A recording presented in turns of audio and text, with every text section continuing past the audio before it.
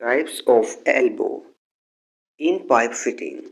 In pipe fitting, an elbow is fitting used to change the direction of a pipe.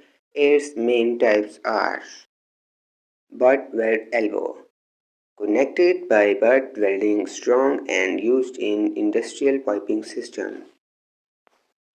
19-degree elbow. Change the pipe direction by 19 degrees, most commonly used elbow. 45-degree elbow. Changes direction by 45-degree elbow, used for smooth direction changing. Long radius elbow. Has a larger radius, bent voids smooth flow with less pressure loss. Short radius elbow has a smaller radius bend used where space is limited. Reducing elbow. One end has a different diameter used to change pipe size and direction together.